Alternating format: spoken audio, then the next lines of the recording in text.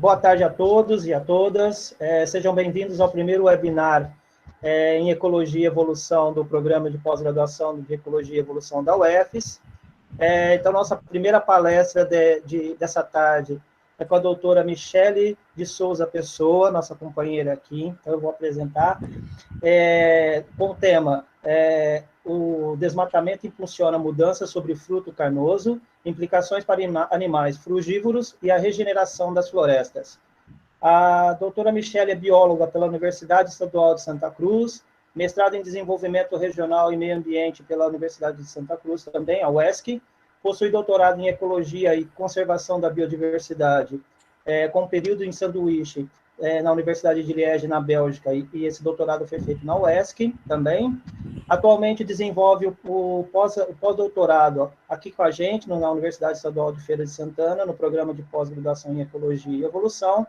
Tem experiência na área de ecologia com ênfase em ecologia vegetal, interações planta-animal, onde busca compreender como modificações da paisagem e impactos antrópicos influenciam os padrões e processos ecológicos.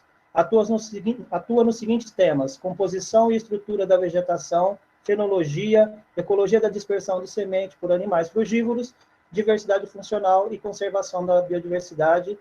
A doutora Michele, seja bem-vinda. Obrigada, Ed, pela apresentação. Eu queria agradecer o Caio, pelo convite, agradecer também a todos que estão aqui, boa tarde. Então, como eu disse, eu vou desligar a câmera e vou começar a apresentação. Então, eu queria agradecer ao Caio, que foi o grande idealizador desse evento. Eu fico pilhando ele, eu gosto porque ele aceita, isso. E aí o evento está fantástico, maravilhoso, gente. Parabéns a todos. Hoje eu vou falar sobre o desmatamento e mudanças sobre frutos carnosos, que são aqueles frutos com polpa nutritiva que esses animais frugívoros consomem. Então, quais são as implicações do desmatamento e mudanças sobre frutos carnosos para esses animais frugívoros e, consequentemente, a regeneração da floresta? Bom, eu pensei inicialmente em mostrar assim, uma foto de desmatamento, bem pesada, para a gente ficar bem sensibilizado sobre o tema, mas aí eu pensei que a gente já está vendo isso tanto, na televisão, nos jornais, na mídia. Então eu pensei a gente começar olhando uma floresta, um remanescente, um grande remanescente de floresta contínua. Essa foto aqui é lá em Una, aqui na região sul da Bahia, onde ainda se preserva grandes extensões de florestas contínuas. Mas esses remanescentes florestais, que abrigam boa parte da biodiversidade da região, andam realmente e seriamente ameaçados, principalmente em decorrência do desmatamento. Essa aqui é outra região que a gente trabalhou, na região de Belmonte, que fica mais ao extremo sul da Bahia, onde a paisagem ela é bem desmatada. Então, poucos remanescentes florestais ainda são encontrados na região. Bom, e quais são essas causas? As causas desse acelerado desmatamento? É a nossa expansão como espécie, a expansão das cidades, a expansão das nossas demandas alimentares e energéticas, como a agricultura em larga escala e monocultura, a pecuária, as hidrelétricas, que são nossas demandas energéticas, a mineração e também o consumo exacerbado de árvores. Então, essa demanda energética alimentar da nossa espécie é que está levando a essas elevadas taxas de desmatamento atuais. Bom, e a perda de hábitat, que é a remoção dessa cobertura de hábitat, ela é responsável pelo aumento nas taxas de extinção de várias espécies, de vários grupos biológicos, principalmente em florestas tropicais. E isso tem sido um grande desafio para a conservação da biodiversidade. A Mata Atlântica, por exemplo, que ocorria ao longo de toda a costa brasileira, hoje está reduzida a pequenos remanescentes ou poucas manchas, entre 12% a 16% dessas florestas remanescentes, né? E 80% dos fragmentos, eles são menores do que 50 hectares. Então, a Mata Atlântica foi bastante reduzida. E a Bahia está no top 5, né, do desmatamento. Em 2015, no relatório do INPE e da Fundação da Mata Atlântica, entre 2015 e 2016, a Bahia disparou, né? Primeiro lugar no top 5 do desmatamento. E no relatório de 2017 e 2018 também esteve entre os 5 primeiros, né? E no relatório de 2019 e 2020, essa tendência ela se mantém. Bom, em paisagens que são dominadas pela perda de cobertura de hábitat, a configuração ela é alterada. Então, aqui a gente tem a perda de hábitat sem a fragmentação, que é a redução, né, da área do hábitat. Mas quando a gente insere a fragmentação, aqui, esse trabalho da Fahrig, ela deu esse conceito, né, da fragmentação per se, você tem uma subdivisão desses remanescentes florestais. Então, você aumenta o número de fragmentos, você diminui o tamanho deles, aumenta o isolamento e aumenta também o efeito de borda. Bordas de floresta, aqui nessa paisagem a gente vê, né, uma matriz hostil, a matriz de pastagem. Aí aqui a gente tem um remanescente que ficou bem, só porque ele estava aqui nesse trechinho, né? Então a gente vê que modificações no interior da floresta eles podem acontecer. E essas bordas de floresta, outros são responsáveis por grandes modificações na composição. Então, paisagens que são muito fragmentadas, elas são mais suscetíveis a essas perturbações crônicas. Então, aqui a gente tem um exemplo das ilhas de mata, né? Então, essas florestas aqui provavelmente são florestas de interior, né? São espécies emergentes. E aí, quando uma borda de floresta, principalmente matriz hostil, se encontra com esses remanescentes florestais, eles levam a modificações microclimáticas na borda da floresta. E acontece, então, uma regeneração secundária. Essa composição de espécies ela vai modificando. E, com o passar do tempo, a mortalidade dessas espécies, as espécies tolerantes, da estratégia de regeneração tolerante, que eu vou falar mais adiante, elas são substituídas por espécies de florestas secundárias, aumentando, então, suas taxas de mortalidade. Aqui é uma bordinha, isso aqui, gente, era um fragmento que a gente estudava. Agora, pense aí, entrar nesse lugar cheio de tiririca. A gente entrou, né, que era nas nossas áreas com menor porcentagem de cobertura florestal. Então, outro processo que ocorre nas florestas, em decorrência dessas perturbações crônicas, é a secundarização. Então, aqui a gente vê, né, muita tiririca, as espécies de árvores bastante finas, né, quase não tem regeneração nessas áreas, então a secundarização é outra perturbação crônica que acontece com os efeitos da perda e fragmentação de hábitat. O fogo e a extração intensiva de madeira, vocês estão vendo essas fitinhas azuis aqui? Era a nossa parcela, né? E essa árvore ela era também no remanescente com acesso muito fácil de entrada. Então essas áreas elas eram constantemente perturbadas, mesmo a gente trabalhando aqui, né? Então eles queimaram e tiraram essa árvore no meio do nosso trabalho.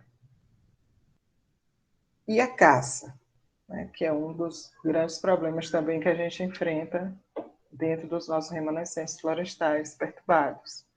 E aqui no sul da Bahia, por exemplo, as taxas de mortalidade, né, em decorrência da caça são muito altas, e a gente tem, por exemplo, anta, a gente nem tem mais por aqui, né?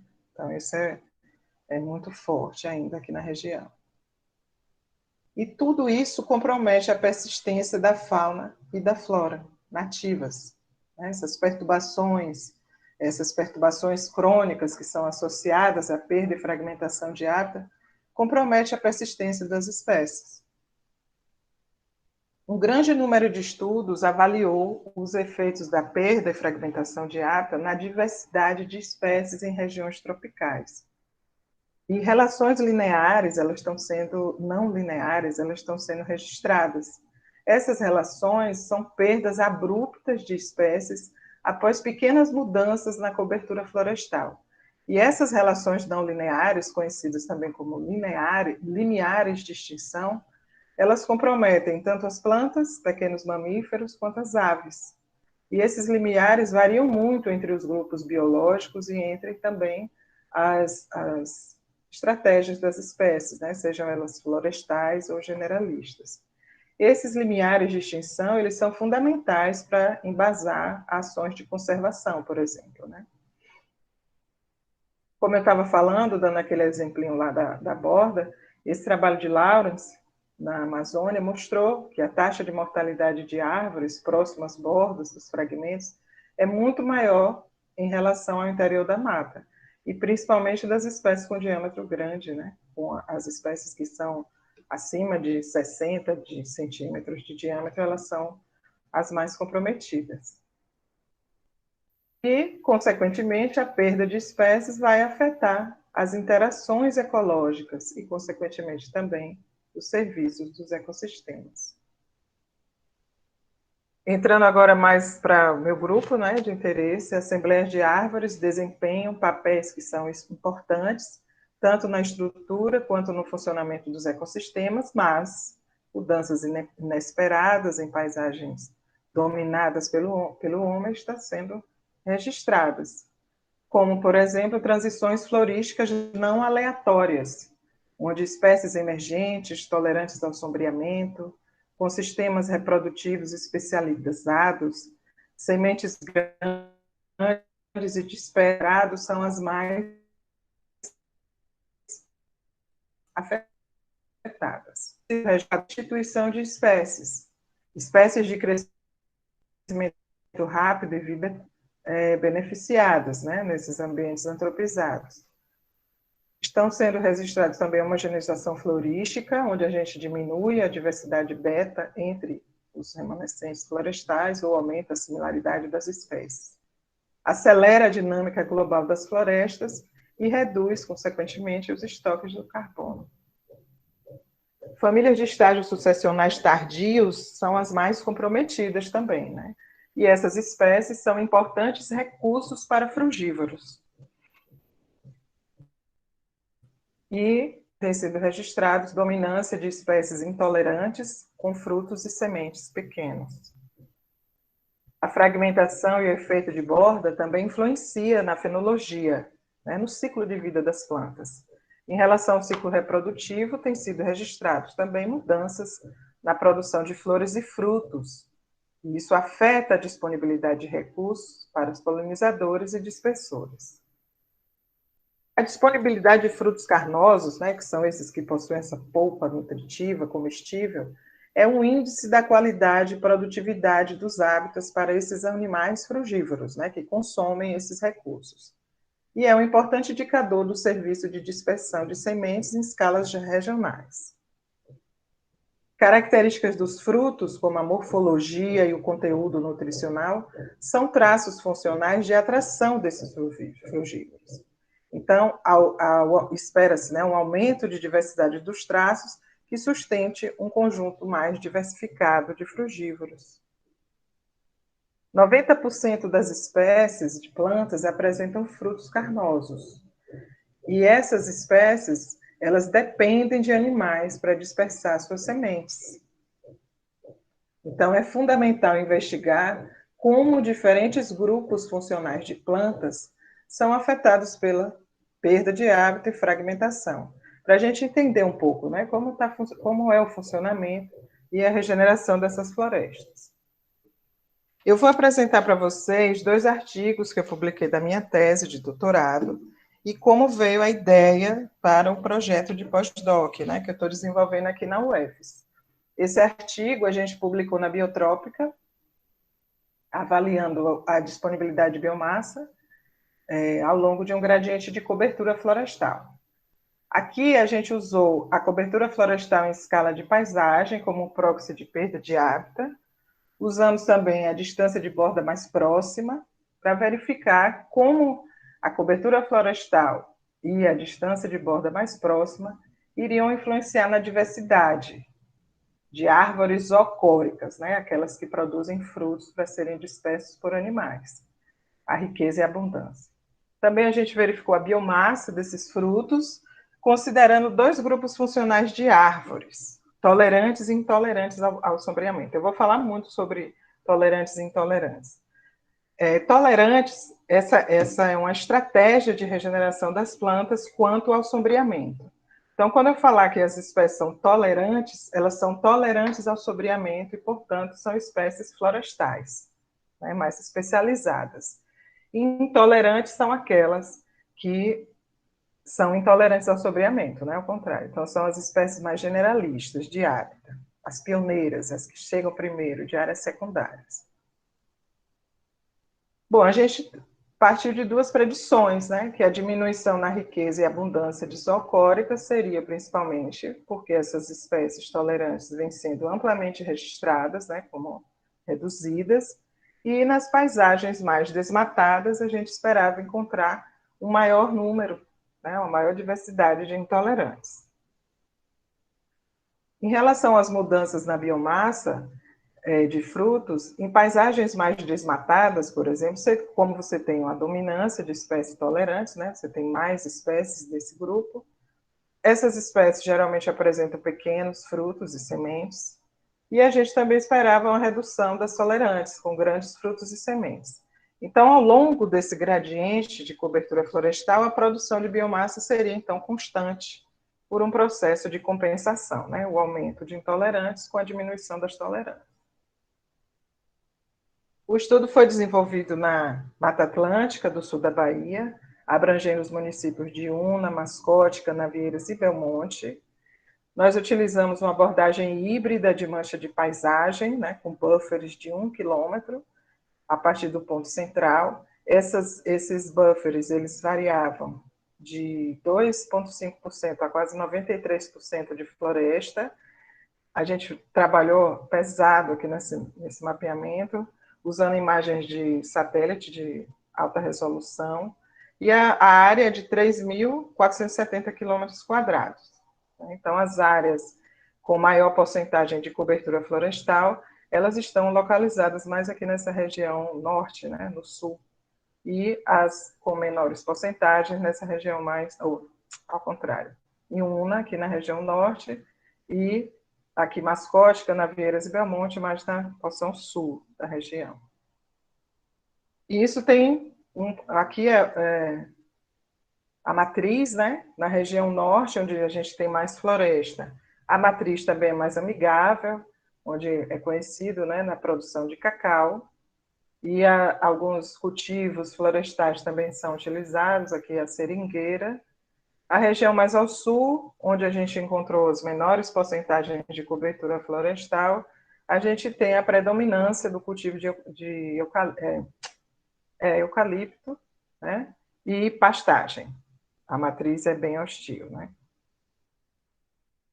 Nós procuramos selecionar os sítios florestais melhores, né, mais bem conservados, na porção menos degradada quando foi possível. A gente conseguiu, em alguns lugares, a gente conseguiu. Né?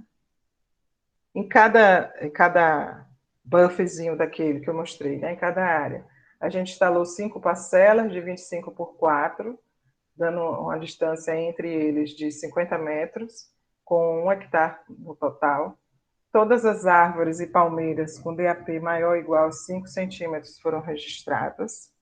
Nós fizemos a fenologia, né, observamos a disponibilidade de frutos e fizemos também a contagem direta de todos os frutos. Isso aqui deu um trabalhão, mas foi bem legal os resultados. E quando as espécies apresentaram frutos, a gente fez a coleta do material.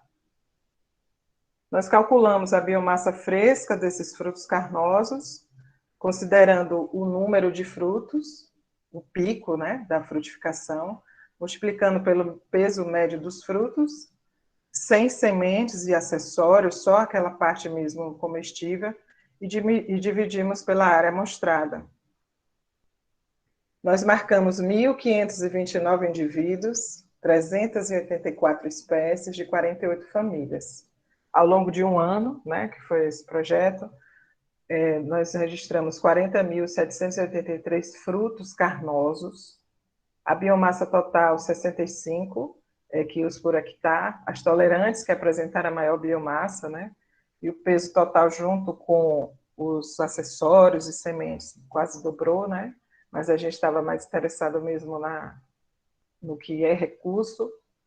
A área com maior porcentagem de cobertura foi aquela que apresentou a maior quantidade de biomassa.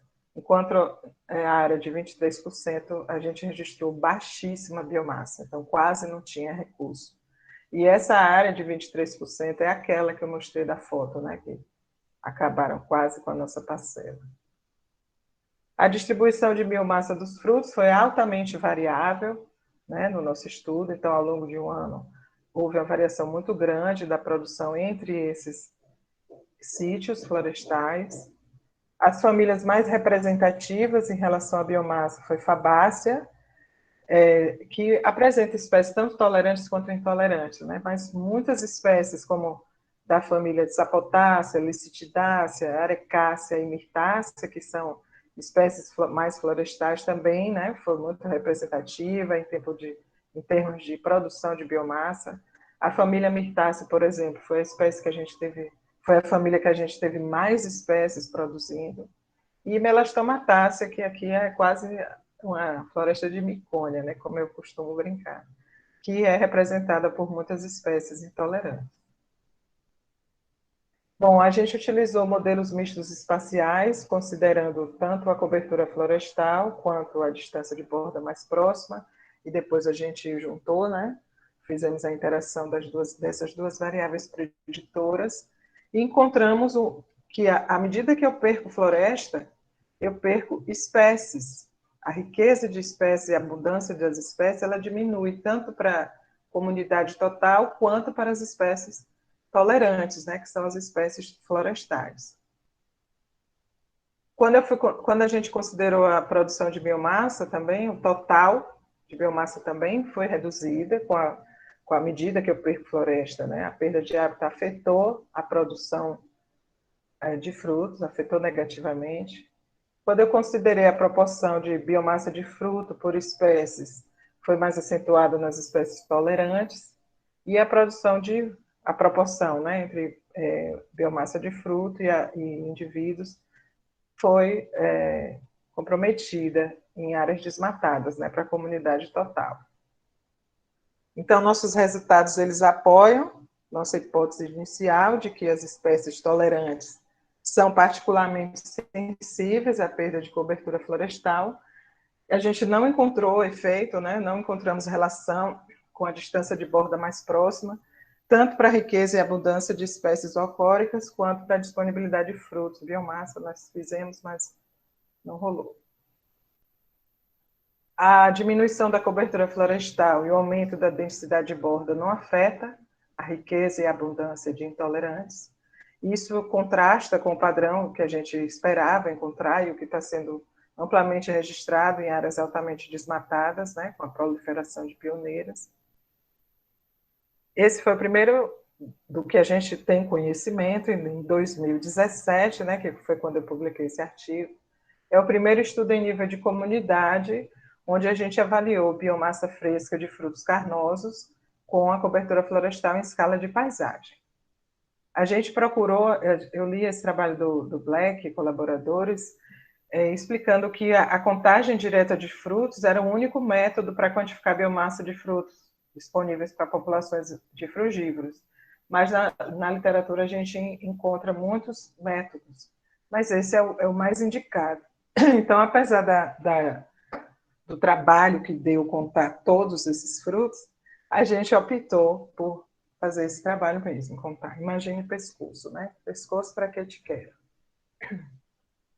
Não houve aumento de biomassa de frutos de espécies tolerantes em áreas desmatadas, E a perda de biomassa dos frutos esteve, né, foi bem relacionado com a diminuição na riqueza e abundância de tolerantes. Então, a gente, nessas áreas mais desmatadas, tem uma menor oferta de biomassa dos frutos, e isso, com certeza, tem efeitos negativos, né, para esses animais. E não tem comida nessas áreas, tem pouca comida. A perda de espécies que produzem grande biomassa de frutos, elas são importantes, elas causam importantes efeitos em cascatas tróficas, né, relacionadas à disponibilidade de fruto e à qualidade desses ambientes. Então, a gente viu que a disponibilidade, a biomassa diminui e, portanto, a qualidade desses ambientes como sítios de alimentação de animais que dependem desses recursos são comprometidos. Aí, o segundo artigo da minha tese, eu procurei trabalhar com como o desmatamento vai impulsionar, então, a diversidade funcional, né? E como isso também está relacionado com a qualidade dos frutos, as mudanças. Também nessa perspectiva comparativa entre tolerantes e intolerantes. Então, a gente utilizou características dos frutos que estão diretamente relacionadas com a atração de animais frugívoros. Bom, aqui eu vou deixar uma definição, porque eu tenho um pé na botânica, né? Mas a gente estava trabalhando com um grupo de interesse, então eu tinha que suprir a necessidade de muitos professores da botânica que ajudaram na minha formação, a definição de fruto no sentido funcional, que é como um material carnudo, comestível, que envolve as sementes, considerando polpa e arilo. Então, a gente tinha algumas predições, onde paisagens desmatadas, como eu falei, né, lá na introdução, a dominância de pequenos frutos e pobres em nutrientes, que essas espécies tolerantes e intolerantes apresentariam, portanto, respostas divergentes, e que a perda de tolerante ela vai afetar negativamente a diversidade funcional de frutos carnosos. As características morfológicas que eu utilizei foi diâmetro e peso, e o valor nutricional, carboidratos, lipídios e proteínas. Vocês estão vendo aqui essa porção branquinha aqui, é um arilo. E esse arilo é super, nessa bonitinha aqui que está vermelha. E ela é super rica em lipídios, por exemplo. Bom, também, né, acompanhamos esses mesmos indivíduos lá, que eu falei do artigo da biomassa. Aumentamos um pouco o N de espécies, porque algumas saíram, a gente adicionou, né, umas que a gente precisava adicionar. Conseguimos informações, tanto da parte de coleta, quanto da parte de literatura, de 89% das características morfológicas e nutricionais, né, como diâmetro e peso, 89%, e entre 52% a 54% do valor nutricional, carboidratos, proteínas e lipídios. Bom, aqui a gente não utilizou a distância de borda mais próxima, porque a gente não encontrou, né, a relação entre riqueza e biomassa. E aqui a gente vê também que, à medida que eu perco floresta, eu tenho uma redução da riqueza funcional total da comunidade, tanto para o total da comunidade, quanto para as espécies tolerantes, e um aumento da uniformidade funcional. A gente utilizou 4 índices de diversidade funcional, né? Riqueza, uniformidade e divergência, e o CWM, que é a média das características por cada característica. E aqui a gente só encontrou, então, essas respostas dos índices.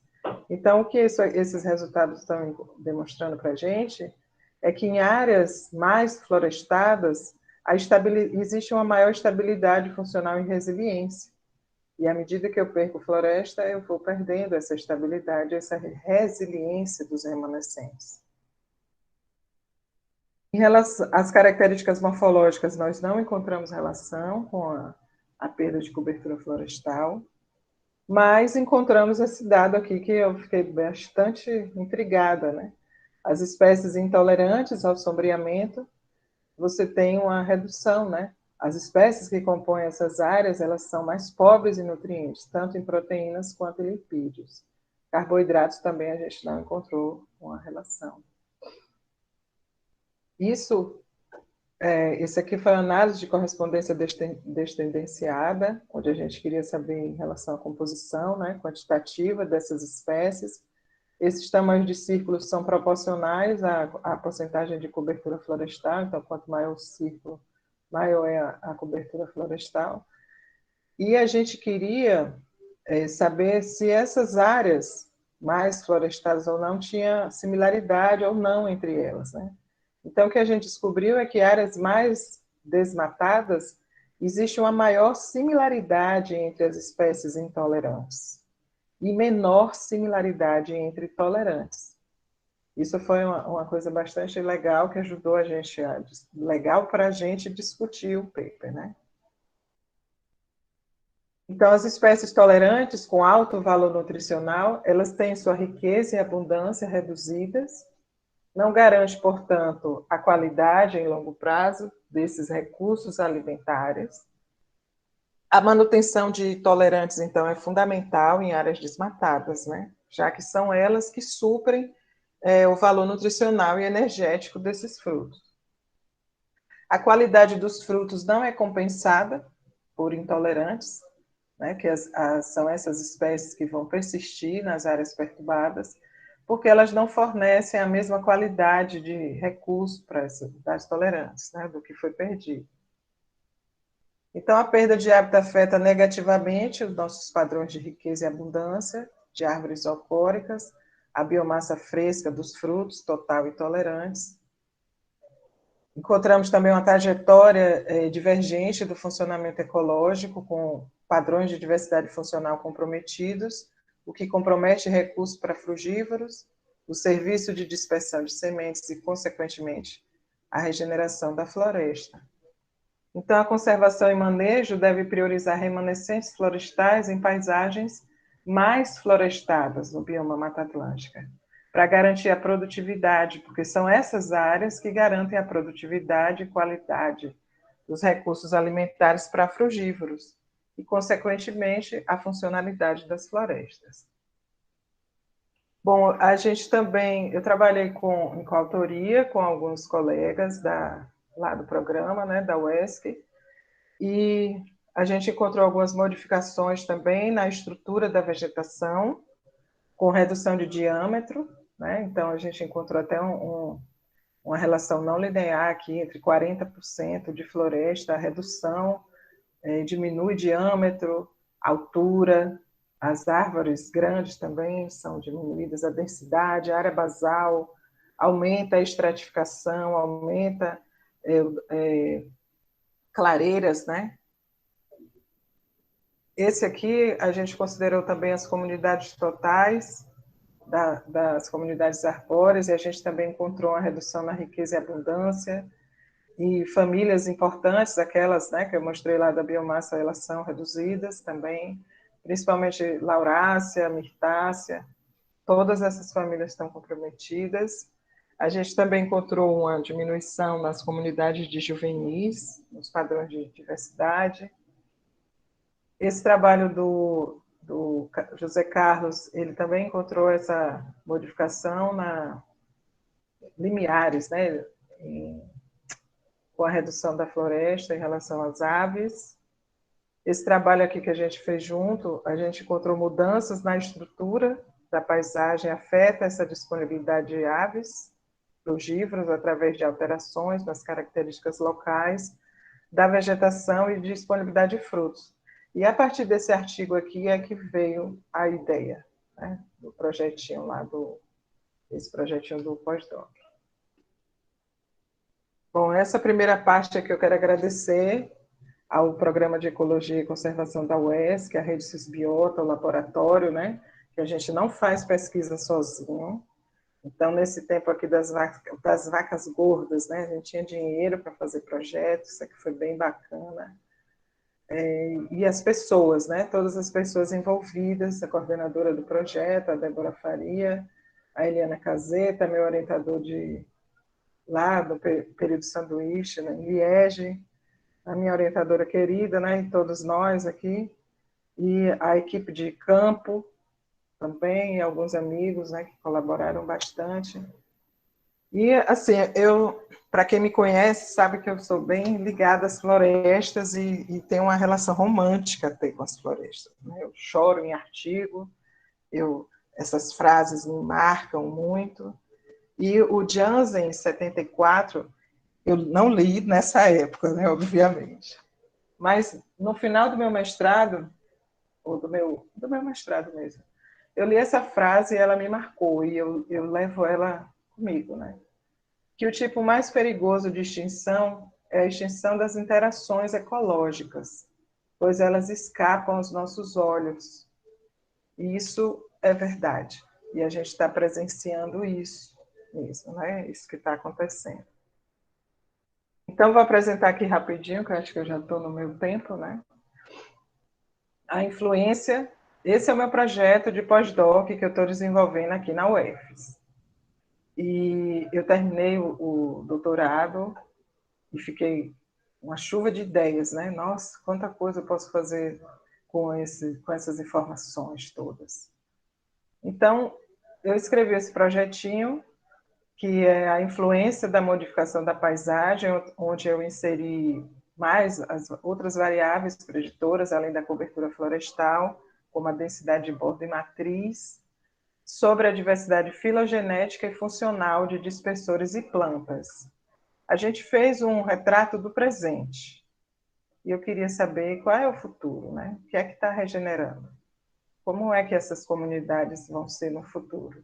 Então, um enfoque sobre a manutenção da comunidade regenerante, né? Então, como é que essa floresta vai ser daqui a um tempo? Começou assim, né? A ideia de fazer esse pós-doc. Bom, aí o maior desafio para a conservação é manter, portanto, a história evolutiva dessas espécies e a função do ecossistema. Algumas métricas de diversidade, a diversidade filogenética, por exemplo, que considera as relações filogenéticas, é esperado que um aumento na diversidade de comunidades com espécies que são filogeneticamente mais distintas, e que a variação dessas características funcionais, elas estão diretamente relacionadas com o funcionamento das comunidades. Bom, esse projeto da Rede Cisbiota foi um projeto grande que envolveu muita gente, né? Como vocês viram ali nas fotos, muita gente. E esse projeto de pós-doc, eu estou utilizando um banco de dados de 3 subprojetos dessa rede, o de aves frugívoras, de árvores adultas e de regenerantes. E eu vou trabalhar não só agora com diversidade funcional, mas também com diversidade filogenética. Isso aqui é um banco de dados, como vocês estão vendo, né? Enorme. Então, eu estou tendo muito trabalho com esse banco de dados. E aí, cada hora que eu rodo os dados, eu tenho ideias de outros modelos, né? Eu podia fazer isso, podia ir por esse caminho, por isso. Então, eu estou terminando agora de coletar as informações que eu preciso das regenerantes, que também, olha, são 740 espécies, né, gente? É muita coisa de planta. Então, eu estou ainda nessa fase de organizar essas informações.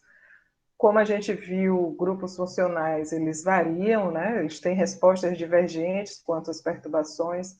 Então, eu estou fazendo classificação funcional deles também, para que a gente possa ter tanto a resposta total, né, da comunidade total, quanto como os grupos funcionais estão respondendo às variáveis preditoras, né, inserindo a matriz e a densidade de borda nesses resultados. Então, é um banco de dados bem caprichado e eu estou trabalhando nele agora. Então, gente, cenas dos próximos capítulos. Fica para nosso próximo evento. Até breve. Obrigada, gente.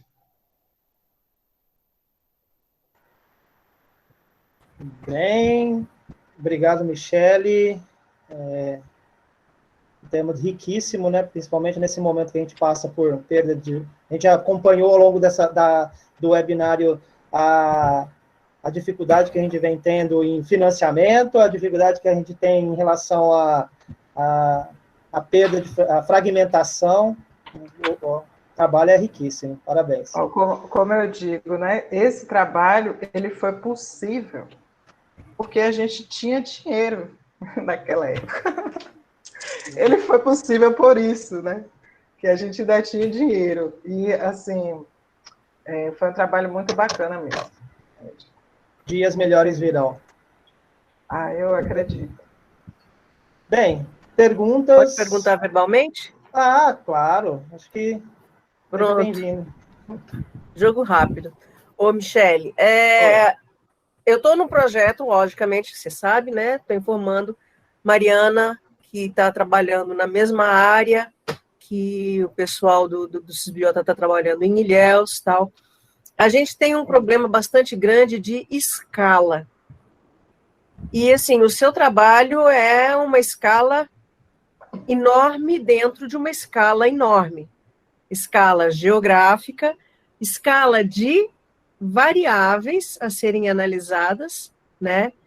E a disponibilidade de banco de dados e trabalho de campo absolutamente medonho, né?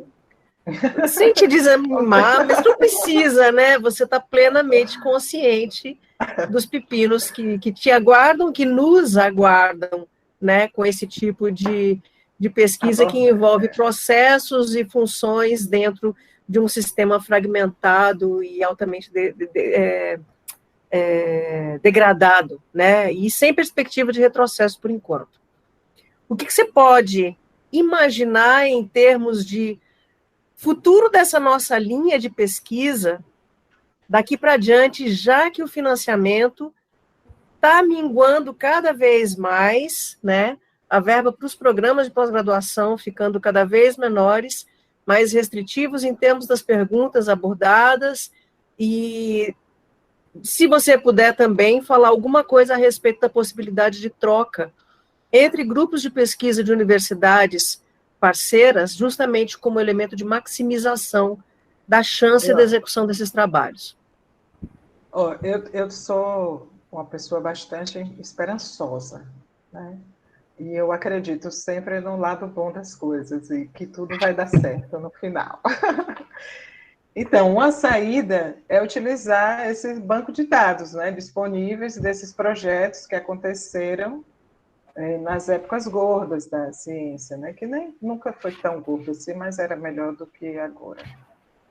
E para os alunos, né, para não ter esse desânimo em relação ao recurso, até porque é muito dinheiro para você fazer um projetão grande como esse, né? A gente utilizou muito recurso, a gente teve um recurso maior, mas também todos os subprojetos trabalharam na captação de recursos paralelos para ajudar a gente nisso. Então, é assim, procurar essas parcerias com banco de dados mesmo, né, para a gente continuar produzindo ciência, e meta-análise, né, que é uma coisa que eu, desde o dia que eu cheguei na UF, que eu estou falando, Ed, bora trabalhar com meta-análise, Ed. Então... Eu estou sofrendo aqui, né? Porque a ciência não pode parar, né, o conhecimento a gente não pode deixar de produzir. E procurar essas saídas mesmo, né? Eu e Pri, a gente está nesse projeto, o projeto da Mariana e da Juliana Carneiro, que é um projeto minha orientada, né? Que é dentro do sítio do Cisbiota, e é uma escala de paisagem mesmo. A gente tem 16 áreas, né, que a gente está mostrando. A Juliana nem começou, então a gente fica falando com Caio, a gente quer dinheiro, Caio, libera as diárias, Caio. E Caio não tem, né? Então a gente se vira como pode. Eu e Pri, a gente está se virando como pode, mas está difícil. É difícil, mas tem, sim. A gente pode pensar em outras alternativas. Bem, Quem mais? Posso fazer uma pergunta? Por favor, Caio. Michele, essas áreas todas que vocês têm lá no sul da Bahia, lá em Volta de Deus, onde você trabalhou, que vocês têm esses dados coletados, tudo, elas estão numa dinâmica ainda, né? Então, eu imagino que algumas já estão quase desaparecidas ou não. Como que é isso? Então, a gente, nas áreas de UNA, nem tanto, né? Mas nas porções mais degradadas, a gente teve, sim, uma modificação. Agora que eu estou voltando com as meninas lá, né? Eu estou vendo que tem muita coisa diferente. Tipo, teve lugar que eu... Gente, onde é que eu estou? Não era assim. Como assim? Então, agora, desses projetos atuais, a outra cara do Cisbiota aqui é trabalhar com processos mesmo, né? Trabalhos experimentais, que a gente chega, coleta e vai. E esse retrato do futuro da floresta que eu pretendo fazer são com os dados coletados que foram na mesma época, né? Então, é um retrato daquele tempo, mas que eu vou ainda dar uma atualizada, porque ainda tem coisa acontecendo, e tem os trabalhos das meninas com processo, né, com a dispersão secundária de besouros e a dispersão por formigas, e são coisas que a gente ainda vai adicionando, né, trabalhando mais forte com isso.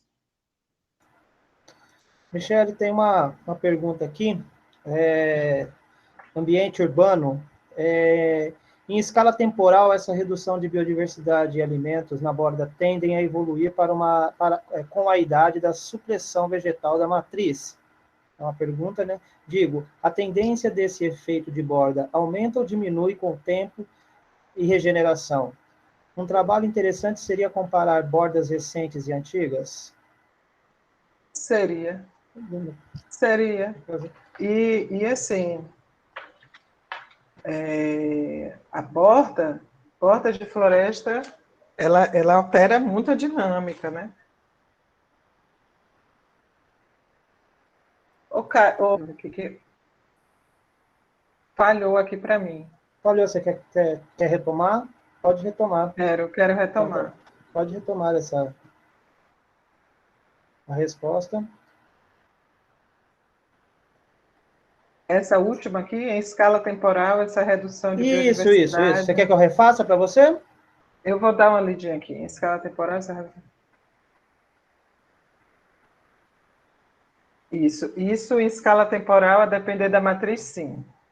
Então, nas áreas que a gente viu lá de Belmonte, né, que é mais ao extremo sul, que quase não... A matriz é bastante hostil, então é pasto por todo lugar. Então, essas bordas de floresta, elas dificilmente elas se recuperam, né? Então, tem até alguns trabalhos agora experimentais acontecendo lá com regeneração dessas áreas, introduzindo algumas espécies que podem vir a contribuir para melhorar a qualidade dessa borda, né? Porque a matriz de pasto, gente, realmente é uma matriz que detona esses remanescentes. A tendência desse efeito aumenta ou diminui com o tempo? Depende muito, assim, eu acredito que essas áreas, tem um remanescente lá, imagina um remanescente de 2,5%, né? É uma área muito pequena. Então, ela é uma ilha dentro de um pasto. E interessante é que lá tinha uma árvore, que ela dava muito fruto e ela era muito visitada por aves, né? Logicamente que a matriz não permitia. Então, nessas áreas, ali a gente sabe que é uma floresta condenada. Então, a mortalidade, toda vez que a gente chegava lá, a dinâmica do remanescente, ele mudava muito, porque era muita mudança, as espécies não estavam conseguindo mais se manter ali, né? Então, o efeito de borda, acho que a depender da matriz mesmo, ele pode não... Matriz hostil é muito difícil que essas áreas elas regenerem sozinhas, né? Talvez com essa ainda frequência de animais, né, de algumas aves, e se não tiver nenhum tipo de intervenção nesses lugares, talvez ela consiga, mas é muito complicado. Michele,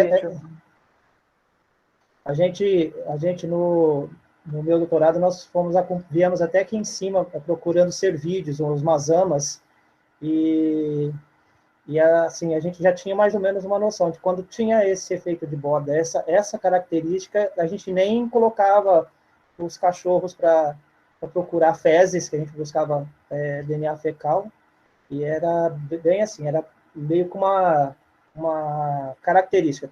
Tendo essa característica, a gente já nem passava do ponto. Sim. Aquela foto que eu mostrei das tiriricas, né? Às vezes, toda a borda do fragmento estava assim. Sim. Então, eu tenho cicatrizes eternas de tiririca dessas áreas, né? E é muito, muito hostil mesmo, modifica muito. Então, para você encontrar a gente sofria lá para encontrar árvores, né? Dessas áreas mais desmatadas. Bem, alguém mais? Quem gostaria? Então, encerramos? Entenderam tudo? Depende mais da qualidade, exatamente. Depende mais da qualidade da matriz. Porque, assim, áreas lá por exemplo, da região de Una, que são áreas mais florestadas, e a gente tem a matriz de cabruca, né, que é a produção de cacau, a sombra de árvores remanescentes, a gente tem até, algumas espécies conseguem transitar nesses ambientes mais facilmente e manter a dinâmica florestal, né? E a gente não encontra bordas de florestas tão detonadas quanto em regiões onde a matriz é pasto, né?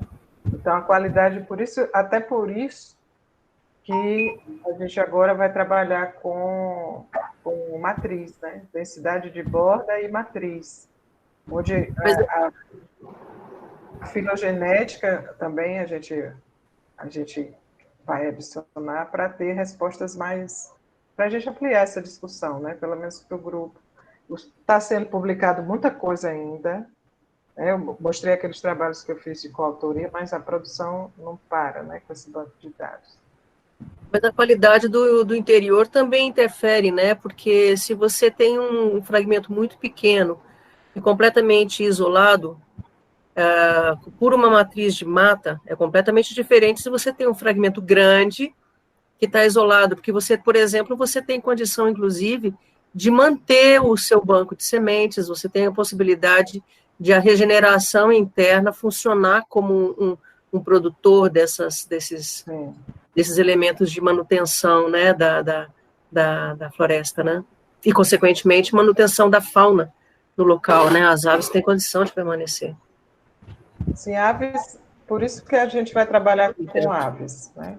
Aves, elas transitam melhor. Eu pedi até a Caio para me ajudar aí, Caio, valeu.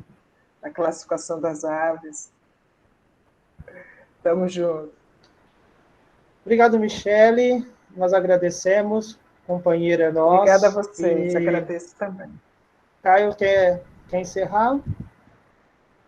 Não, para agradecer, Michele, muito boa a apresentação. E eu fico feliz de ver você com um gás e junto com a gente, que é mais importante, né? Isso aí.